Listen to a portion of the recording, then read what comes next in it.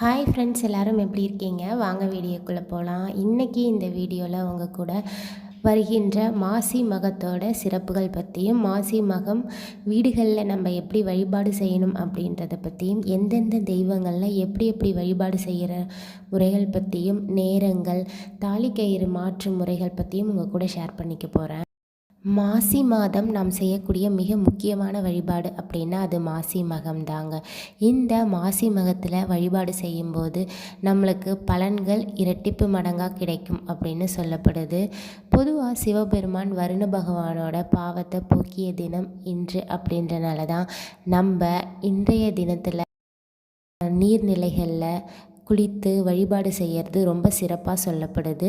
அதனால் கண்டிப்பாக நீங்கள் எல்லோரும் வாய்ப்பு கிடைச்சிது அப்படின்னா ஆறு, குளம் இந்த மாதிரி உங்கள் வீட்டு பக்கத்தில் என்ன இருக்கோ அதில் போய் நீங்கள் நீராடி வழிபாடு செய்யும். மாசி மகம் அப்போது சிவபெருமானை மட்டும்தான் வழிபாடு செய்யணுமா அப்படின்னா அப்படி இல்லைங்க.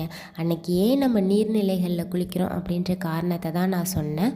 பொதுவாகவே மாசி மகம் அன்னைக்கு எல்லா தெய்வத்தையும் வழிபாடு செய்யலாங்க. இப்போ வழிபாட்டு முறைகளை இரண்டாக பிரிச்சுக்கலாம். நம்ம தேவைக்காக வேண்டி வழிபாடு செய்கிறது, அப்படி இல்லை அப்படின்னா நம்மளுடைய மனதுக்கு பிடித்த தெய்வங்களை வழிபாடு செய்கிறது. உங்களுக்கு குழந்தை பேர் வேணும் அப்படின்னா முருகனை வழிபாடு செய்யலாம்.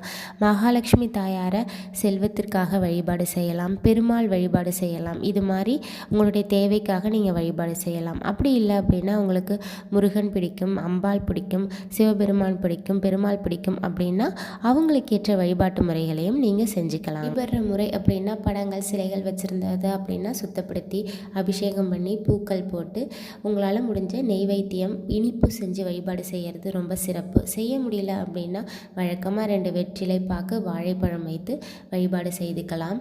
இப்போது வீடுகள்லேயும் நம்ம வழிபாடு செய்யலாம், இல்லை கோயில்களில் போய் வழிபாடு செய்யலாம். கோயிலுக்கு போக முடியாது அப்படின்றவங்க வீடுகள்லேயே கங்கா தீர்த்தம் வச்சுருந்தீங்க அப்படின்னா நீங்கள் குளிக்கிற தண்ணியில் பெண்களாக இருந்தது அப்படின்னா மஞ்சளும் கல் உப்பும் போட்டு குளிக்கலாம். ஆண்கள் வச்சுருந்தீங்க அப்படின்னா அதே மாதிரி கங்கா தீர்த்தம் கொஞ்சோண்டு தண்ணியில் ஊற்றிட்டு கல் உப்பு மட்டும் போட்டு வழிபாடு செய்யலாம். கோயிலுக்கு போக முடியும் அப்படின்றீங்கன்னா கோயிலில் போய் நீராடி வழிபாடு செய்கிறது ரொம்ப சிறப்பான பலன்களை கொடுக்கும். மாசி மகத்தன்னைக்கு குலதெய்வ வழிபாடு செய்கிறதும் ரொம்ப சிறப்பு. குலதெய்வ வழிபாடு கோடி புண்ணியம் தரும் அப்படின்னு சொல்லுவாங்க. ஏன் அப்படின்னா நம்ம எந்த தெய்வத்தை போய் வழிபாடு செய்தாலும் குலதெய்வத்தோட அருள் இருந்தால் மட்டும்தான் நம்மளுடைய எண்ணங்கள் பூர்த்தி அடையும். அதனால் நீங்கள் கண்டிப்பாக வீடுகளில் குலதெய்வ வழிபாடும் செய்கிறது சிறப்பான பலன்களை கொடுக்கும். அதே மாதிரியே குலதெய்வ வழிபாடு மட்டும் இல்லாமல் முன்னோர்களை நினச்சி நம்ம முன்னோர்கள் வழிபாடு செய்கிறது மிக மிக சிறப்பு. ஏன்னா நம்மளுக்காக வாழ்ந்து போனவங்களை நம்ம அன்றைய நாள் நினைத்து அவங்களுக்காக படையல் போட்டு சில வழிபாடுகள் செய்கிறதும் நம்மளுடைய வாழ்க்கையில் ஏற்றத்தை கொடுக்கும். நம்ம மாசி மகத்தோட வழிபாட்டு முறைகள் பற்றியும் வழிபட வேண்டிய தெய்வங்கள் பற்றியும் பார்த்தாச்சு. இப்போ வழிபடக்கூடிய நேரம் என்ன அப்படின்னு பார்க்கலாம்.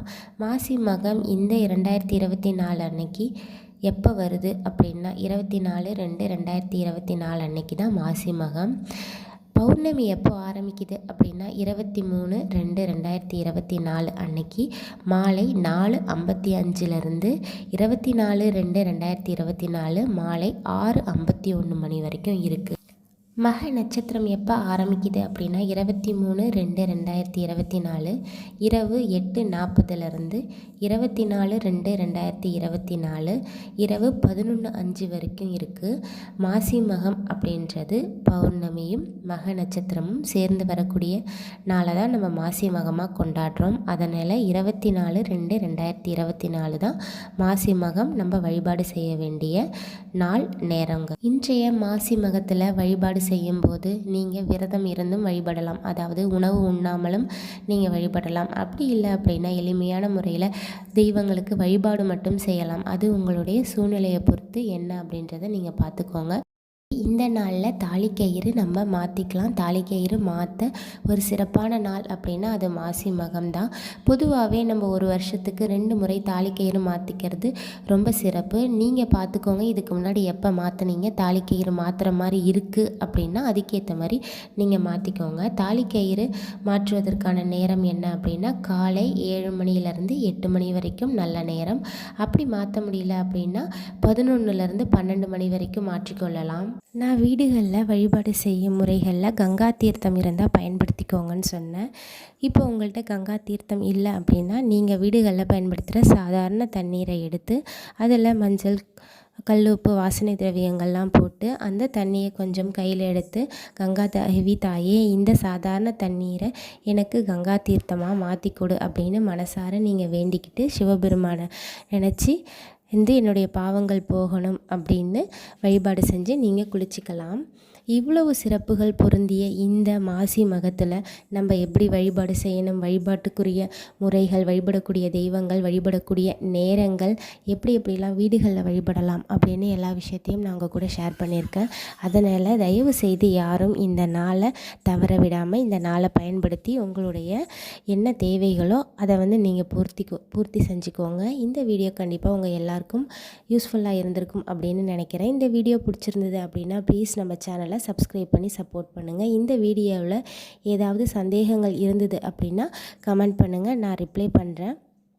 இது மாதிரி நிறையா வீடியோஸ் நம்ம சேனலில் இருக்குது. அதனால் நம்ம சேனலை செக் பண்ணி பாருங்கள். நம்ம சேனலில் போடுற வீடியோஸ் உடனே உங்களுக்கு வரணும் அப்படின்னா நம்மளுடைய சேனலில் இருக்க அந்த நோட்டிஃபிகேஷன் பெல்லை டச் பண்ணி வச்சுருங்க. அப்படி தான் நம்ம போடுற வீடியோஸ் உடனே உங்களுக்கு வரும். தேங்க்யூ ஃபார் வாட்சிங்.